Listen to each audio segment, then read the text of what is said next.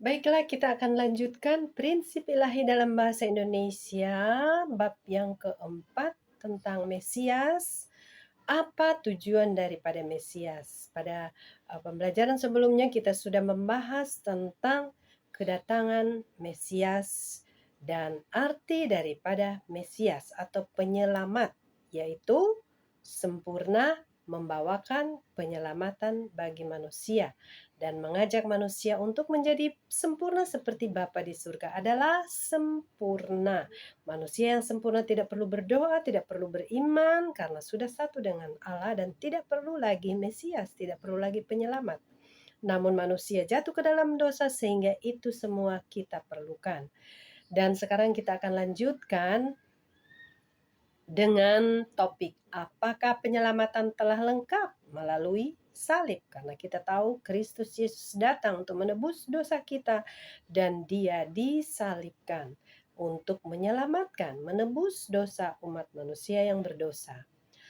Apakah penyalipan Yesus yang telah membawa penebusan atas dosa-dosa kita memenuhi tujuan providensi pemulihan? Jika demikian, kita berharap bahwa orang-orang yang beriman dalam Kristus sudahlah seharusnya memulihkan sifat asal mereka dan membangun kerajaan surga di bumi. Namun, dalam seluruh sejarah kekristenan, tidak peduli betapa bersungguh-sungguh iman seseorang yang percaya kepada Yesus, tidak ada seorang pun yang hidup tak terpisahkan dari kesatuan dengan Allah.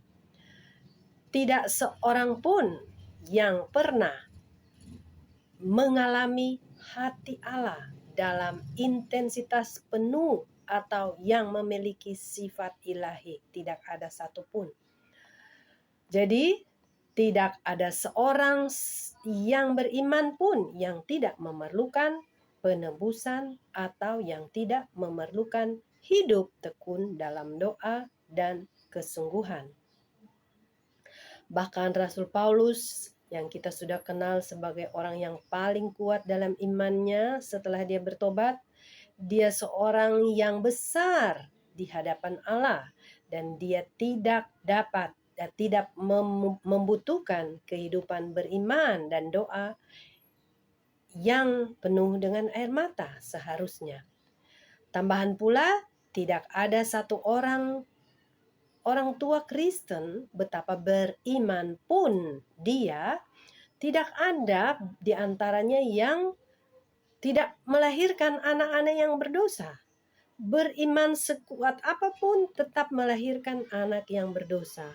Beriman sekuat apapun tetap masih menjadi keturunan orang berdosa. Tidak ada satu orang tua Kristen yang tidak melahirkan anak yang berdosa, artinya kekristenan dengan penebusan di kayu salib itu belumlah sepenuhnya membersihkan dosa manusia. Tambahan pula, tidak ada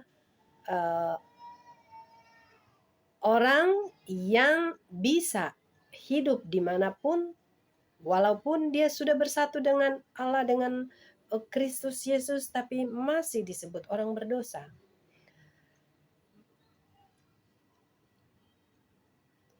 Jadi semua membutuhkan penyelamat atau Mesias atau juru selamat. Para orang tua Kristen sebesar apapun iman mereka tetap memindahkan dosa asal mereka yang diturunkan dari Adam dan Hawa, diturunkan kepada anak-anak mereka.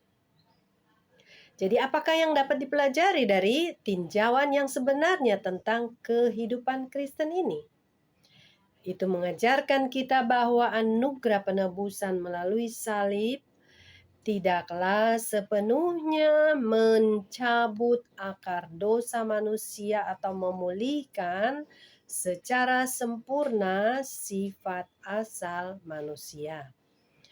Yesus yang mengetahui bahwa penebusan di kayu salib tidak akan sepenuhnya memenuhi tujuan kedatangannya yang pertama itu, maka ia berjanji dia akan datang lagi. Jadi itu janji Yesus, dia akan datang lagi. Ia mengerti bahwa kehendak Allah untuk memulihkan kerajaan surga di atas bumi itu masih harus dilakukan. Dan dia berharap bahwa untuk datang kembali dia dapat memenuhi kehendak Allah.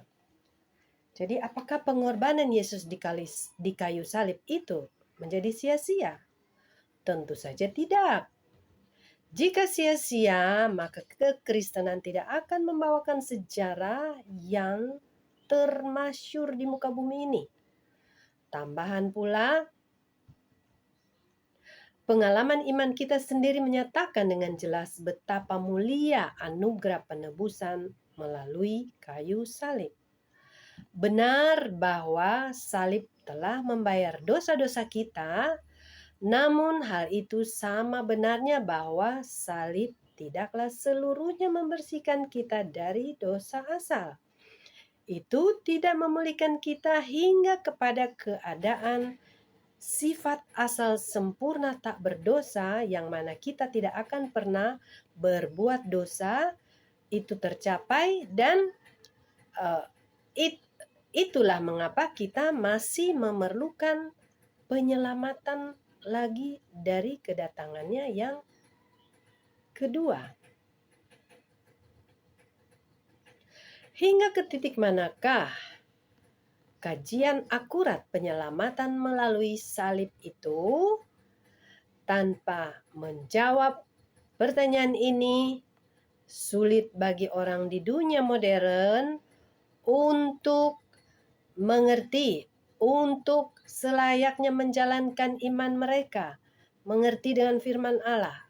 Bagaimanapun juga, pertama kita harus memenuhi kembali penyambutan kita terhadap kedatangannya yang kedua, dan kita meneliti apa sebenarnya yang terjadi dengan penyalipan di kayu salib. Kenapa itu tidak sepenuhnya memberikan keselamatan yang sempurna bagi manusia berdosa, dan Yesus harus datang kembali. Nanti kita lanjutkan.